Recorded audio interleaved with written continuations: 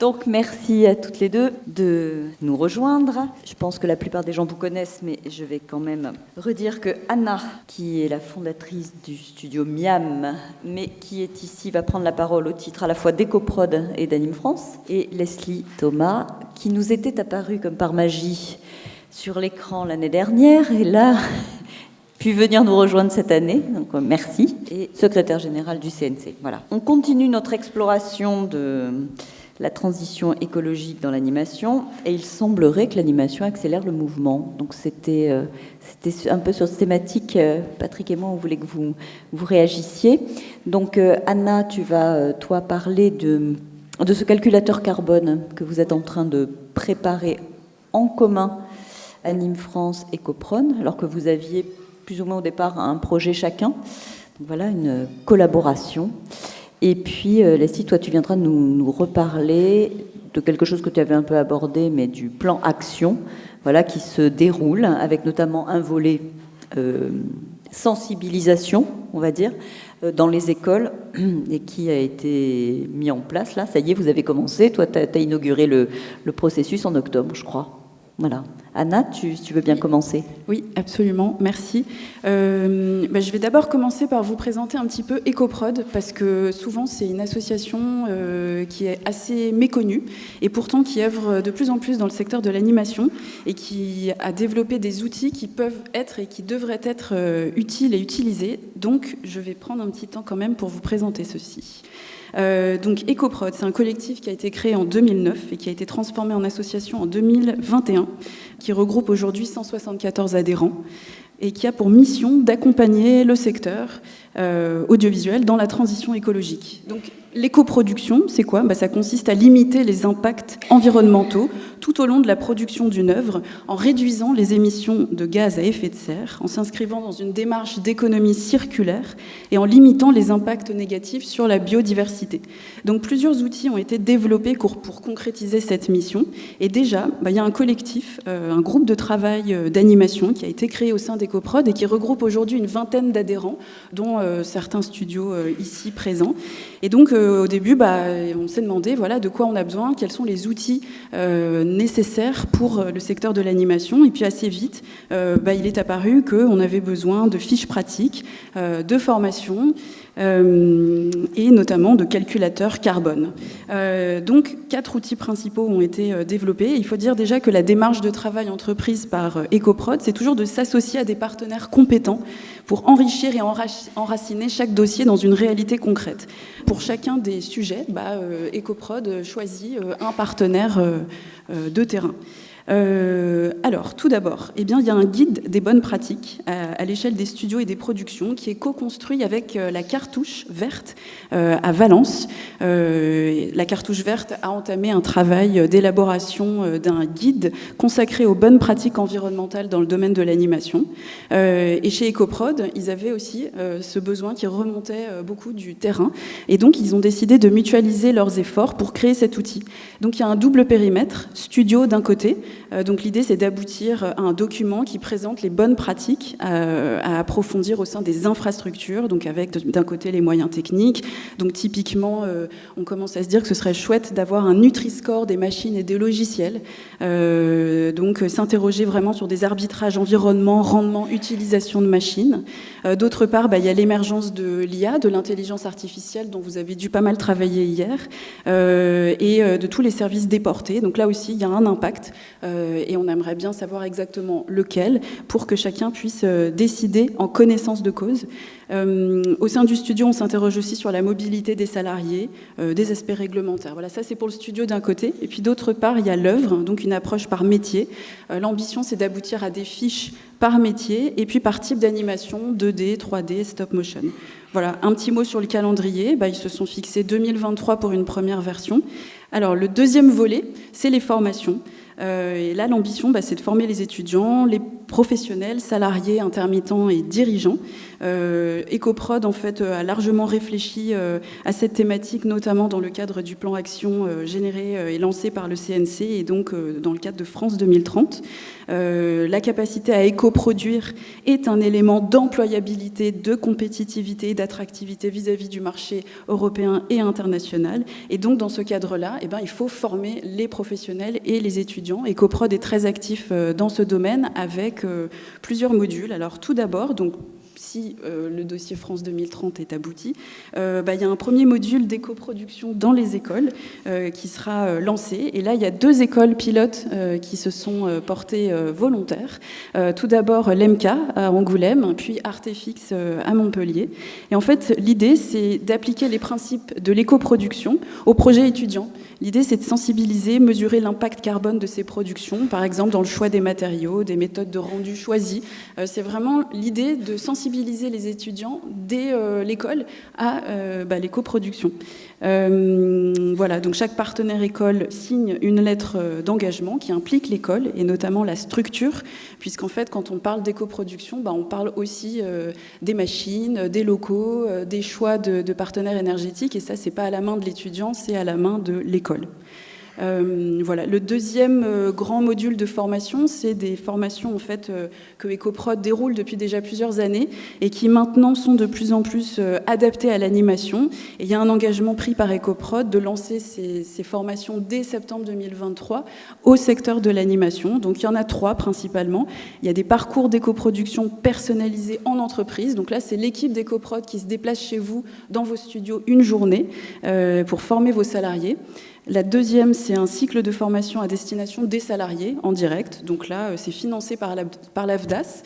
Et chaque salarié peut apprendre à élaborer un bilan carbone en entreprise ou à découvrir ce que c'est qu'un parcours d'éco-production ou à avoir une sensibilisation plus générale, on va dire, sur le contexte économique, géopolitique, un peu sur le modèle des fresques du climat qui sont aussi très chouettes et que je vous invite à suivre, enfin en tout cas à découvrir. Et le troisième cycle, c'est les formations certifiantes plus longues, de 2 à 3 semaines par métier. Donc encore une fois, tout ça à partir de septembre 2023, ce sera complètement disponible et adapté à l'animation. Ensuite, il y a un label d'éco-production. Donc là, en fait, c'est EcoProd qui s'est dit que ce serait chouette de pouvoir donner à la disposition des professionnels une grille de critères pondérés. Donc là, chacun peut prendre cette grille et commencer à mesurer ses pratiques et obtenir un score d'éco-production pour les guider dans leur stratégie de production. Très bien, ça c'est une première étape. Et puis une deuxième étape pour aller plus loin, c'est de certifier ce label auprès d'un OTI, donc un organisme tiers indépendant, qui audite les productions et qui pourra officiellement décerner ce label EcoProd. Donc ça concerne la gestion des déchets, le respect de la biodiversité, la gestion des ressources. Donc en fait, ce label, il est plus large que le calculateur carbone à proprement parler. Et ça peut être de plus en plus intéressant, non seulement d'avoir une note délivrée par un calculateur carbone, mais aussi plus largement un label d'éco-production sur nos prods. Voilà. Le 4e outil, c'est le Carbon Clap. Donc Carbon Clap, effectivement, c'est le calculateur carbone d'EcoProd qui a été développé à partir de 2010. Ils ont choisi de le mettre à jour dès 2017 et plus largement en 2022 avec le prestataire spécialisé Workflowers. Et donc, il y avait un volet animation dès le début dans ce Carbon Clap. Et au moment de le mettre à jour, en fait, ils ont découvert que de leur côté, Anime France avait eux aussi comme ambition de créer un calculateur carbone. Et vu qu'on avait le même prestataire, et encore une fois, dans cette logique de départ dont je vous parlais, qui était de trouver à chaque fois le meilleur partenaire sur le terrain pour développer un projet, du coup, EcoProd et Anime France ont choisi de mutualiser leurs efforts. Et du coup, sur le Carbon Clap, quand vous serez dans l'onglet animation, en fait, il y aura un renvoi direct sur le calculateur carbone d'Anime France. Voilà. Alors, je vous dévoile le nom de code, le Carbulator. C'est un nom WIP pour l'instant. On n'a pas fini de réfléchir exactement comment on allait l'appeler, mais pour l'instant, ce nom-là, il nous plaît bien, alors on le garde. Alors, quel est le contexte? Eh bien, le CNC a annoncé, comme vous le savez, un plan action, qui est donc l'obligation de rendre un bilan carbone pour toute œuvre sollicitant un soutien financier. Et donc, c'est en 2023, ce sera exigible pour le live et le documentaire, et donc probablement dès 2024 pour l'animation. Les productions devront donc présenter un bilan carbone en utilisant un outil qui soit un calculateur homologué par le CNC. Donc, dans cette perspective, le syndicat Anime France a décidé dès 2021 de prendre les devants et de développer notre propre calculateur, puisqu'évidemment l'animation présente des spécificités qui ne sont pas du tout celles du live et du documentaire. Et donc c'est comme ça qu'est née l'opération Carbulator. La V1 est financée par Anime France. Et alors de quoi il s'agit? C'est un site web qui sera partagé en open source à tous les acteurs de la filière française et européenne. Le périmètre, pour l'instant, c'est l'animation 2D, 3D, 3D temps réel. C'est-à-dire que pour l'instant, la stop motion est écartée parce qu'on se dit que en fait, les gens qui font de la stop motion, ça s'apparente plus à du tournage et qui pourront utiliser le carbon clap d'EcoProd. À l'origine, il y a 6 studios pilotes, donc vous voyez leur logo qui s'affiche derrière. Évidemment, mention spéciale à Jean-Baptiste Spizer du groupe Timto et à toute son équipe, puisque c'est eux qui ont codé l'interface et l'outil. Voilà, bravo, on peut peut-être les applaudir. Merci. Décidément, Jean-Baptiste a déjà été encensé hier. Donc, en fait, ce site, il sera en open source, le code sera disponible, c'est-à-dire que si dans vos studios, vous avez des développeurs, en fait, vous pourrez tout à fait l'adapter. Donc, inutile de vous lancer dans des projets de calculateurs dédiés. Vous aurez celui-ci, le Carbulator, avec un code ouvert, donc vous pourrez l'adapter à vos spécificités. Alors, en termes de calendrier, c'est très simple. La V1 est actuellement disponible et en phase de test. Je vous donnerai l'adresse à la fin. Donc, c'est ouvert à tous et toutes dès à présent. Une première version a été lancée il y a quelques jours, donc officiellement au sein du collège studio nouvellement créé par Anime France. Donc il s'agit aujourd'hui pour tous les studios de s'emparer de l'outil, de le tester et de nous remonter un maximum vos commentaires et comment vous le prenez en main, puisque l'idée ce sera de le soumettre pour homologation au CNC en 2023. Voilà, donc quelle est l'ambition? Vous la voyez, c'est de calculer rapidement et simplement son bilan carbone et celui de ses productions en cours, à venir et passées, selon des critères scientifiques et réglementaires. Alors, qu'est-ce que ça veut dire? Ça veut dire que vous pourrez calculer le bilan carbone à l'échelle d'une structure, de votre structure, et ou d'une production. Chaque utilisateur se crée un compte et a accès à l'historique de ces données, c'est-à-dire que les studios pourront comparer l'évolution de leur indice de bilan carbone, moduler certaines données si elles le souhaitent, et donc pouvoir concrètement voir quel est l'impact de certaines décisions sur cet indice de bilan carbone. Les données, ce sont des données physiques qui sont alimentées par Workflowers, par la base de données Workflowers, qui elle-même est pluguée en équivalence énergétique à l'Agence française de l'ADEME. Donc, c'est-à-dire que quand vous rentrez une donnée, par exemple, d'un ordinateur ou d'une consommation électrique, on va regarder ça dans un instant, automatiquement, vous avez l'équivalence en dépenses kilo carbone. Donc, en tout cas, la méthodologie et les données sont unifiées à l'échelle européenne, et ça, c'est un point qui est très important. J'y reviendrai dans un instant.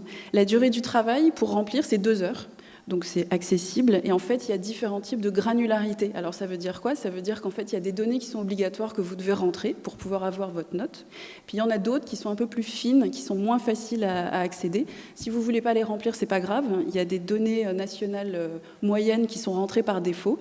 Et puis si après, vous avez envie de passer plus de temps et par exemple de recruter quelqu'un qui peut vous aider à mettre en place une stratégie de récupération de ces données ad hoc pour votre studio et donc d'affiner ces données, c'est vous qui voyez. En tout cas, ce qui est chouette, c'est que plus vous affinez vos données et plus potentiellement votre note va s'améliorer.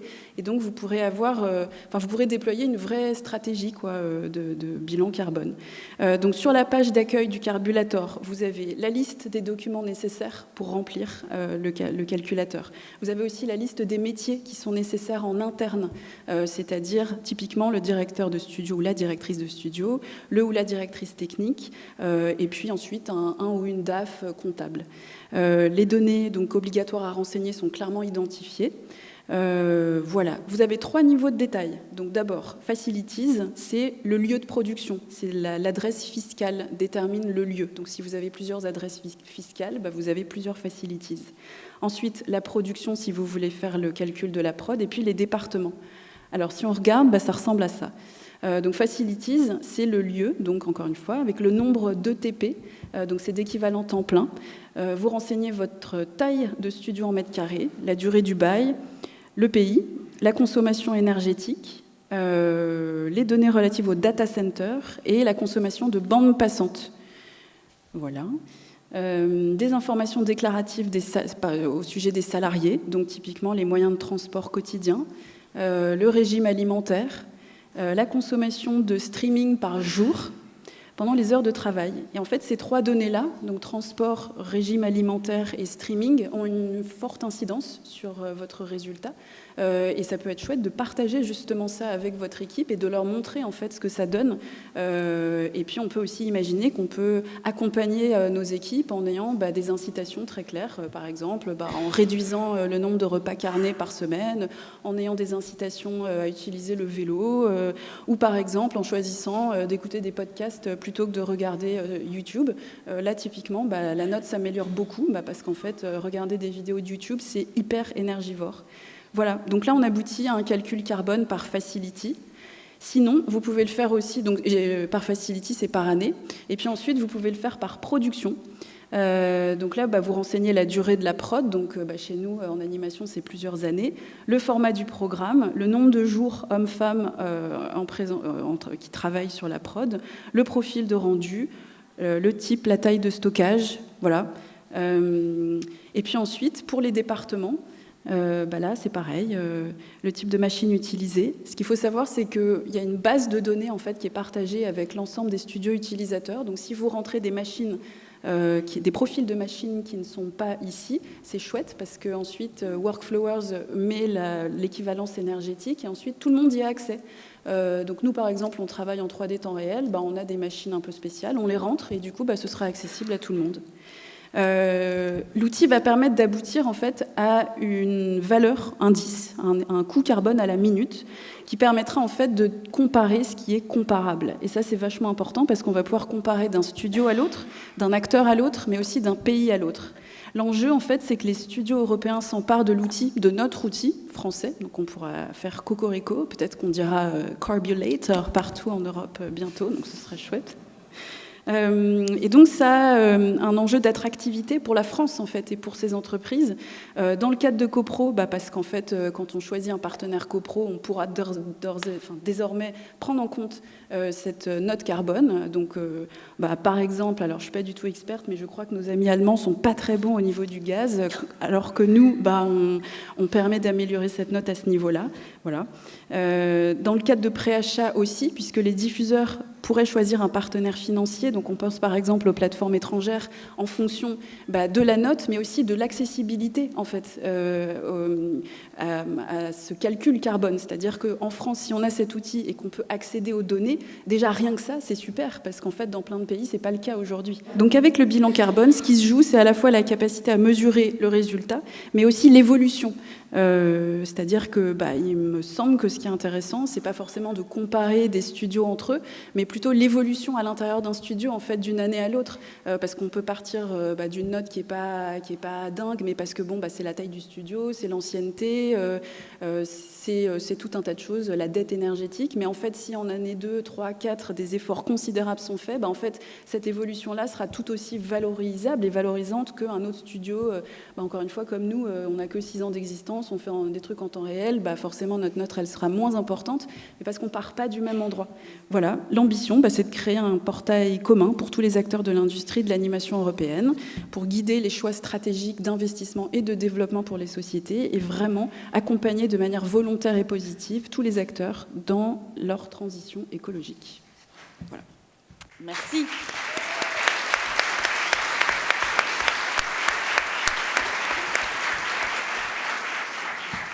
On peut prendre une remarque ou une question avant de passer la parole à Leslie. C'est pour la CNT, le syndicat de salariés, anarcho-syndicaliste. Je suis très concerné par ce sujet, merci beaucoup pour l'explication. Je suis notamment élu CSE à Illumination MacGuff, et justement les questions d'écologie nous intéressent. Et je suis moi-même Didi, donc le fait que ce soit open source et un script, enfin voilà, on pourra en discuter.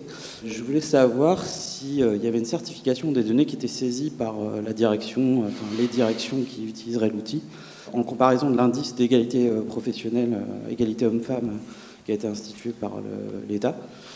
Aujourd'hui, il n'y a pas de vérification, de certification des données qui sont rentrées, ce qui fait que l'évolution de l'indice d'une année à l'autre peut parfois être biaisée par ce qui est rentré.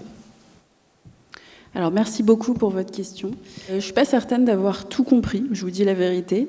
Moi, ce que je crois, c'est que chaque calculateur est homologué par le CNC, en fait. Et le CNC, justement, ils ont une équipe d'experts qui vient valider, en fait, toutes les données qui sont rentrées. Donc, l'idée, justement, c'est ce que je disais, c'est pas que tout le monde ait son calculateur et que chacun brandisse une note qui ne veuille pas dire grand-chose, en fait. L'idée, c'est vraiment d'utiliser des outils qui sont effectivement certifiés. Nous, on travaille avec Workflowers. Eux, ils travaillent en France, ils travaillent aussi à l'échelle européenne. Ils sont en travail étroit avec différentes agences de l'énergie, dont l'ADEME, hein, qui est vraiment l'agence principale française. Et chaque donnée est clairement certifiée. Donc, c'était vraiment notre approche, en fait. C'était de travailler dans une démarche scientifique, réglementaire, avec une méthodologie unifiée au niveau de l'Europe, parce qu'en fait, c'est ça qui se joue. C'est de pouvoir discuter avec d'autres acteurs en Europe et qu'on puisse comparer la dépense énergétique d'un pays à l'autre. Le sens de ma question, c'était plus par rapport à la saisie des données, oui. Plutôt que le critère. Ah d'accord, voilà. sur le contrôle de la saisie des données. Le contrôle de la saisie des données. Oui, eh bien, oui, ce que j'ai pas dit, voilà, tout à fait. En fait, il y a deux, vous avez raison, j'ai pas mentionné ce truc-là. En fait, il y a deux bilans carbone. Il y a un premier bilan carbone, c'est un peu comme l'AP au CNC. Il y a un bilan carbone qu'on déclare au début d'une prod, qui s'assoit uniquement sur des données réglementaires, de données physiques, je veux dire, financières, ok. Et ensuite, il y a un bilan carbone définitif à la fin de la prod. Moi, je vais dézoomer un tout petit peu tout à l'heure par rapport à ça. Effectivement, le CNC s'est inscrit dans une logique où il va homologuer des calculateurs carbone de manière à vérifier que les informations qui sont transmises par les sociétés de production sont toujours les mêmes, en tout cas calculées de la même manière. Donc ça, c'est une première chose. Ça veut dire qu'un éditeur de calculateur carbone, que ce soit pour un film en prise de vue réelle ou que ce soit pour un film nativement numérique, il va devoir répondre à un cahier des charges, et ce cahier des charges sera le même pour l'ensemble des opérateurs, l'ensemble des éditeurs de calculateurs carbone du marché qui auront fait la démarche d'homologation auprès du CNC. À charge pour nous, CNC derrière, d'aller contrôler. Parce qu'en fait, le sujet, il est là. C'est effectivement, on n'est pas dans une logique de donner des bons et des mauvais points aux prod. On est juste en train de dire, il faut que vous appreniez à utiliser des outils qui vont vous permettre d'atteindre un certain nombre d'objectifs. Mais si vous le remplissez n'importe comment, au bout d'un moment, ça n'a pas beaucoup d'intérêt. Donc, pour le coup, ce ne sont pas les éditeurs de calculateurs carbone qui vont pouvoir faire leur propre contrôle. Vous comprenez bien qu'on ne peut pas être jugé parti. Voilà. Donc, à charge pour nous d'avoir des tiers certificateurs qui iront vérifier. Et je vous rappelle que le CNC dispose d'un service de l'inspection qui fait ce genre de contrôle et qui donc sera amené à terme à aller contrôler, alors pas tout, hein, on fera par sondage, mais à aller contrôler si effectivement les données qui ont été rentrées, elles sont conformes ou pas. Jean Boutor, les astronautes, fondateurs de la cartouche verte. La réponse a été donnée, j'allais interagir, c'est effectivement déclaratif aujourd'hui pour les studios, et effectivement la question du contrôle, elle va se poser, mais à mon avis, effectivement, dans un second temps. Et il y a, dans un premier temps, vraiment une notion d'apprentissage de l'outil et comment chaque studio peut s'en saisir. Moi, ma question, c'était plutôt la question de la gestion des données qui sont rentrées dans le calculateur. Aujourd'hui, on est quand même sur des données sensibles pour les entreprises. Il y a une notion notamment de partage. On parlait des configurations de machines, etc. Ça veut dire qu'il y a vraiment une interconnexion des données. Donc, comment ça a été pensé et quelle garantie on a sur ce stockage des données ? Là, c'est un point qu'on n'a pas tranché. Évidemment, les données sont confidentielles. Si un studio veut les publier et veut ouvrir justement et partager ces données, il le peut. Mais a priori, quand on remplit son calcul carbone, toutes les données rentrées sont confidentielles. La question qu'il faut qu'on tranche, et c'est une question juridique, c'est justement sur l'hébergement de ce site et sur la gestion des données rentrées. Voilà, c'est le point qui nous reste à déterminer, également en concert avec le Carbon Clap, puisque, comme je vous ai dit, le Carbon Clap va renvoyer au carbulator. La question de la propriété des données, elle est fondamentale. Pour ce qui sera en tout cas des bilans carbone fournis au CNC en contrepartie des aides publiques, comme pour l'ensemble des autres données qui sont transmises, puisqu'on est un organisme qui assure le financement public des œuvres dans le secteur du cinéma, de l'audiovisuel et des industries techniques, ces données, elles sont traitées à des fins d'études et donc elles sont systématiquement anonymisées. Voilà. Je tiens à le préciser. En tout cas, de ce point de vue-là, pour le CNC, la question, elle est déjà réglée. Bonjour, Laurent Guittard de Carlab. J'ai une question un peu plus, on va dire, peut-être un peu plus concrète et liée au télétravail. Je prends un exemple, 20 personnes. J'ai 10 personnes sur place, pas de problème, sur 2 sites. Et j'en ai 10 en télétravail. Ça me paraît une mission impossible, en fait, pour moi. De gérer, en tout cas en interne, le carbulator. Ça veut dire que je vais être obligé d'aller voir Workflower pour faire un audit pour que lui entre les bonnes données, etc. Parce que je ne vois pas comment je peux passer. Imaginons que j'ai 10 personnes dans 3 pays, je fais comment ? Ben justement, l'intérêt, c'est de commencer à partager ces données. Effectivement, travailler avec Workflower, c'est une bonne idée. C'est un coût en plus. C'est un coût en plus, effectivement. Pour une petite entreprise. Ouais, mais en fait, déjà au sein de cette V1, on a déjà envisagé le télétravail et on a déjà des données en fait nationales, qui sont des moyennes de quelqu'un qui travaille chez lui de telle heure à telle heure sur une machine lambda, on va dire. Mais en fait, quand tu choisis ton type de machine, tu peux attribuer cette machine à quelqu'un qui est en télétravail, en fait. Donc on s'en sort déjà pas trop mal, quand même.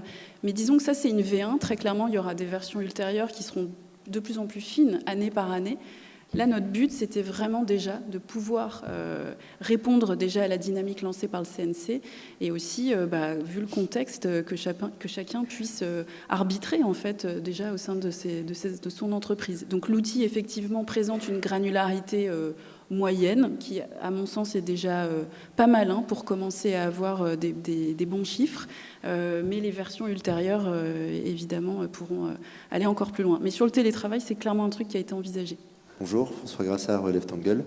Je me demandais, vous évoquez la production elle-même, mais pour, par exemple, les séries qui vont diffuser entièrement sur YouTube, par exemple, puisque vous évoquiez YouTube tout à l'heure, est-ce que le coût écologique, on va dire, de la diffusion sur ce type de plateforme, est-ce que ça rentre dans le calcul ou est-ce que c'est quelque chose qui est complètement décorrélé parce qu'on s'intéresse à la production elle-même et pas à la diffusion ? Alors pour l'instant non, parce que la brique diffusion n'est pas intégrée au carbulator, mais clairement elle est essentielle.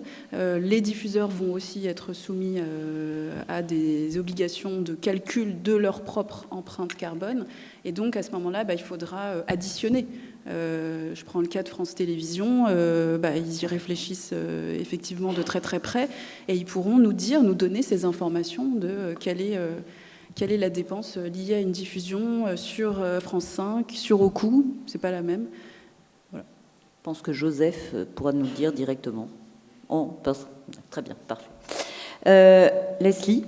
Je vais un tout petit peu dézoomer pour vous redonner un cadre, puisque là, l'outil vous a été présenté, mais nous, on est un tout petit peu en avance de phase. En tout cas, ce qui me paraissait important de pointer, c'est qu'on est dans les filières du cinéma, de l'audiovisuel, des industries techniques, aujourd'hui, dans des écosystèmes qui ne connaissent pas la contrainte carbone en tant que telle, puisqu'il n'y a pas une réglementation qui nous imposerait un certain nombre, je parle de la prod, qui nous imposerait un certain nombre d'objectifs à atteindre. D'où l'intérêt pour les professionnels, tout comme pour nous, puissance publique, de pouvoir nous engager dans une démarche d'anticipation sur ce qui va arriver, et en tout cas d'être acteurs de ces changements-là en s'appropriant un certain nombre et de réglementations et d'outils. Le CNC, pour sa part, s'est engagé dans des démarches dès 2021 en matière de contrepartie environnementale aux aides publiques. Je ne reviendrai pas sur l'appel à projet choc de modernisation de 2021. Le plan action a été annoncé en 2021 aussi. Il se déploie dans sa première version jusqu'en 2024. Et puis, pour certains d'entre vous, on en a parlé tout à l'heure, en tout cas à la pause avec certains, il y a l'appel à projet La Grande Fabrique de l'image, dans le cas de France 2030, qui a fait l'objet d'un certain nombre de dépôts de dossiers nombreux, on va dire, avant le 31 21 octobre de cette année, qui lui aussi comporte un fort volet de contrepartie environnementale. Et ça va être désormais une tendance, je dirais, de fond, c'est-à-dire aide publique égale des contreparties environnementales.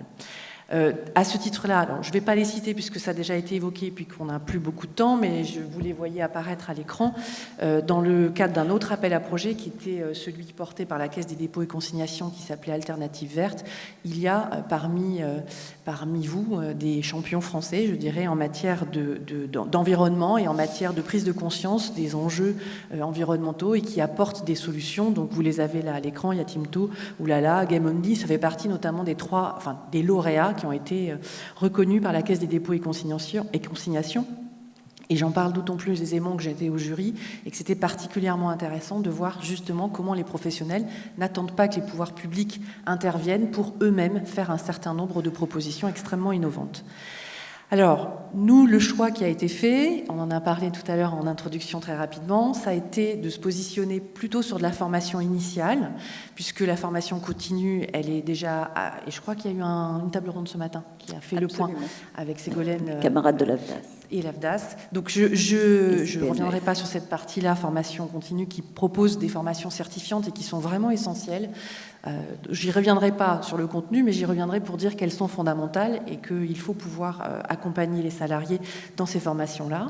Nous, du côté du CNC, dans le cadre d'un partenariat avec BNP Paribas et Audience, on a fait le choix d'intervenir en direction des étudiants, donc sur de la formation initiale, avec un objectif sur les 4 années qui viennent de sensibiliser 6 000 étudiants en formation initiale avec un module qui se construit autour de 3 temps. Un premier temps qui est un temps, je dirais, de sondage pour mesurer le niveau de maturité des étudiants à ces questions-là.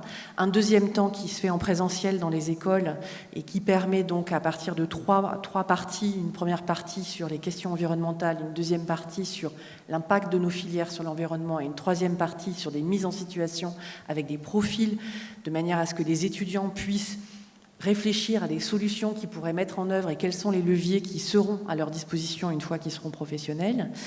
Et puis un troisième temps qui est un troisième temps de e-learning où il y a toute une série de documents, de ressources qui sont mises à la disposition des étudiants pour qu'ils puissent revenir sur les principes qui leur ont été présentés et les contenus qui leur ont été délivrés. Cette formation, elle a fait l'objet donc d'un travail avec trois concepteurs. En l'occurrence, on a retenu Sequoia, la base et le bureau des acclimatations pour concevoir le module de formation. Donc vous avez à l'image la photographie d'une des planches qui est d'ailleurs proposée dans les écoles. Les planches sont en bois, avec des impressions tout à fait vertueuses du point de vue de leur production. Et puis l'animation sur l'ensemble du territoire national, elle est portée par 3 organismes là aussi, élémentaires, les Veilleurs et Ecoprod. Ecoprod, on a fait une répartition géographique pour pouvoir avoir des animateurs qui interviennent sur tout le territoire. Donc on a commencé cette année, en octobre dernier, par Rubica, avec 2 sessions de formation qui ont été proposées à des élèves de 2e année. Et puis on a toute une série d'autres propositions qui vont se déployer sur le territoire en direction de vos écoles. Moi, je tiens à préciser que pour le coup, j'étais présente à cette ouverture à Rubica. Et on vous a mis d'ailleurs les photos de Rubica. C'était assez étrange d'avoir les quinquas que nous sommes, les formateurs et moi-même, très enthousiastes à l'idée de pouvoir accompagner les étudiants dans ces enjeux-là et d'avoir de jeunes gens de 20 ans qui étaient totalement désenchantés sur ces sujets-là et qui ne considéraient pas qu'on pouvait agir et que c'était déjà trop tard et que y en a même un qui m'a dit « Ok, boomer, c'est bon. » quoi. Donc, bon, je l'ai pris comme je l'ai pris. En plus, mon fils est scolarisé à Rubica, donc c'est un peu particulier, mais bon. Toujours est-il que ce que je veux dire là, c'est qu'il y a vraiment un travail, c'est-à-dire ils ont une conscience de ces sujets-là. Ils n'ont pas forcément des informations et des clés très précises, donc tout ça est un peu flou, c'est une espèce de conscience, en tout cas pour les groupes qu'on a accompagnés, pour l'instant, commencé fin octobre. Mais en même temps, au terme de la formation, il y en a beaucoup qui nous ont dit « Ah mais en fait, c'est à notre main. » Bah oui, c'est à la main de tous, quoi. Donc c'est ce message-là qu'on veut faire passer. On est en train de réfléchir à un système de licence, de cession de la licence de formation, parce qu'on n'arrivera pas, nous, côté du CNC, à suivre toutes les demandes qui commencent à émerger. Et je vous rappelle aussi que la ministre de l'Enseignement supérieur a annoncé que la formation à ces sujets-là serait obligatoire pour les étudiants dans les années qui viennent. Donc, de toute façon, je dirais, le chantier est en marche. Voilà pour ce qui est de la partie formation. Pour la partie contrepartie aux aides, donc je vais faire là aussi court, le conseil d'administration du CNC a voté en octobre dernier la disposition qui vise à éco-conditionnaliser les aides du CNC. Donc en contrepartie de ces financements, de ces soutiens publics, les productions auront à fournir un bilan carbone prévisionnel, qui est une traduction du devis en tonnes équivalent carbone. Donc là, on convertit de la donnée financière en tonnes équivalent carbone, et puis un bilan carbone définitif qui, lui, va mixer des données financières et des données réelles. C'était extrêmement important pour nous d'avoir bilan carbone prévisionnel, bilan carbone définitif, puisque la logique n'est pas de donner des bons points ou des mauvais points, mais de mesurer une trajectoire, d'accompagner les professionnels dans une logique de « voilà ce que j'avais au départ, voilà où je suis arrivé au terme de ma production ». Dans un premier temps, puisque c'est une démarche qui est progressive, nous allons conditionnaliser, en tout cas à partir du 31 mars prochain, c'est une condition qui est applicable pour les films, tout ce qui est prise de vue réelle, donc se fera à partir du 31 mars 2023. Pour les œuvres numériques, ça va être un tout petit peu plus tardif, puisque, comme tu l'as évoqué, il est nécessaire, là, d'avoir des calculateurs carbone qui soient adaptés à la nature de ces productions et à la nature des gaz à effet de serre qui sont émis à l'occasion de ces productions. Donc, on a commencé par tout ce qui est œuvres audiovisuelles, cinéma et en prise de vue réelle, et on va poursuivre ensuite avec les œuvres numériques. Comment on procède ? On procède en homologuant des calculateurs carbone, donc ça répond aux questions qui ont été posées tout à l'heure, à savoir que l'ensemble des éditeurs de calculateurs carbone qui voudront être homologués par le CNC auront pour obligation d'avoir des modalités de calcul communes, de manière à ce qu'on ait à chaque fois le même niveau de données et la même granularité de données précisées dans chacun de ces calculs carbone. Donc le protocole d'homologation pour les calculateurs carbone des films et des œuvres audiovisuelles, il a été publié il y a maintenant 1 mois, et on sera en mesure de faire l'annonce de quels sont les calculateurs qui seront homologués début mars, puisque ça nécessite un tout petit peu de temps de travail, et j'espère qu'il n'y aura aucun souci pour EcoProd. Voilà.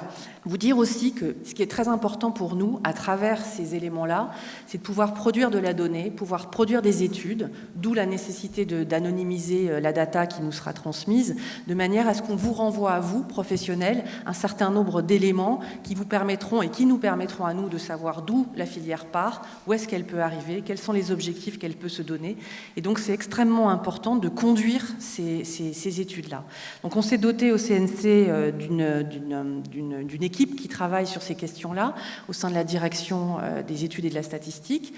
Cette équipe travaille donc à l'élaboration d'un certain nombre d'études. La première étude a porté sur bilan énergétique des salles de cinéma et elle a été rendue en juin dernier. L'étude suivante qui va commencer là dans quelques jours, c'est un bilan carbone, bilan énergétique des studios de tournage. Et on a en préparation pour 2023 tout ce qui peut relever de la post-prod, l'animation, le jeu vidéo.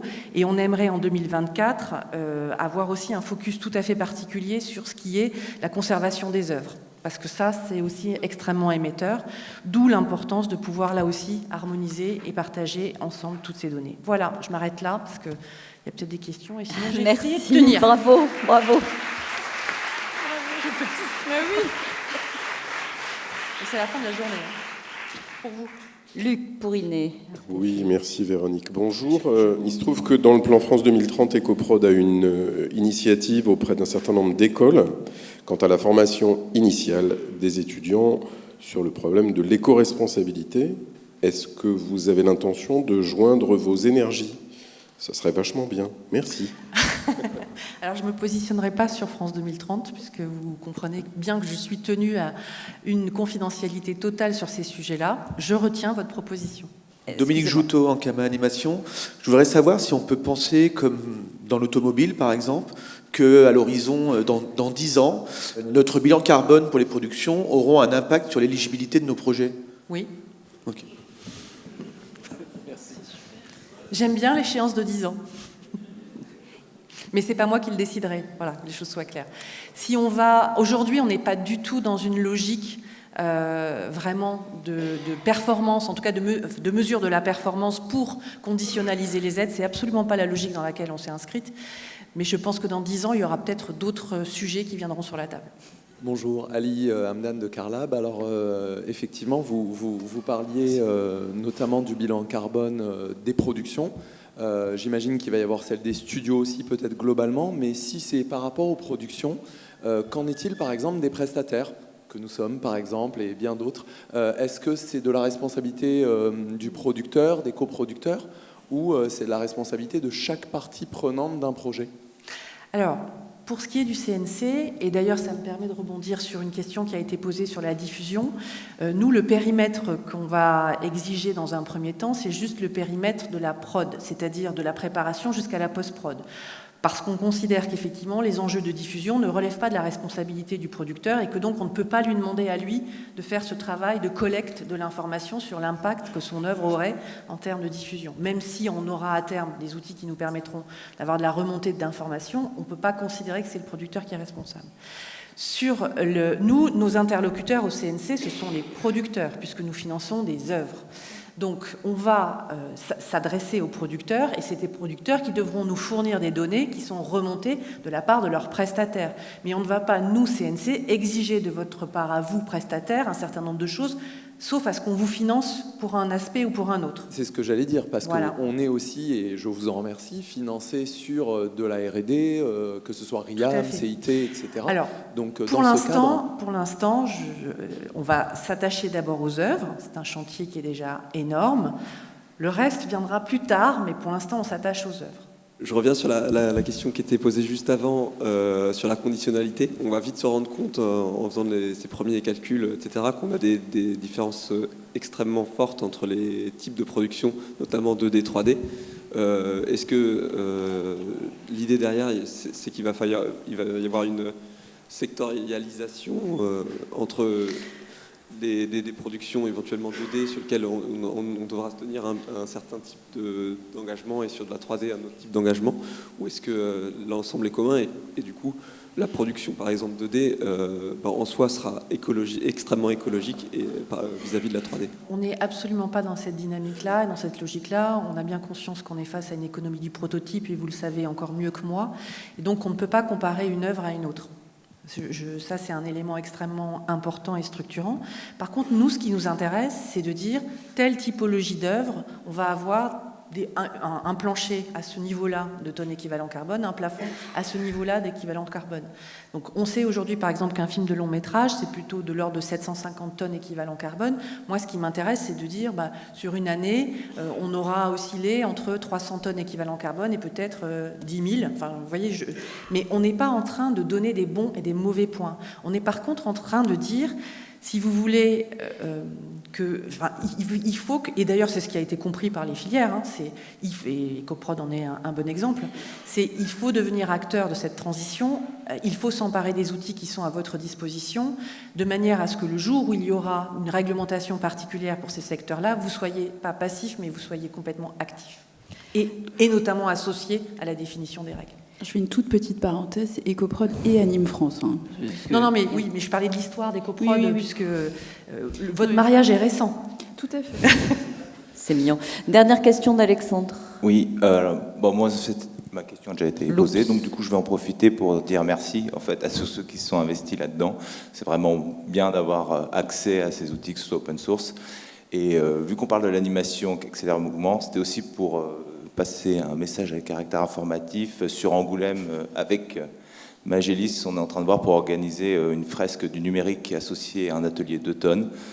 Pour l'instant, on voudrait l'orienter autour des directeurs de studio ou les heads of département.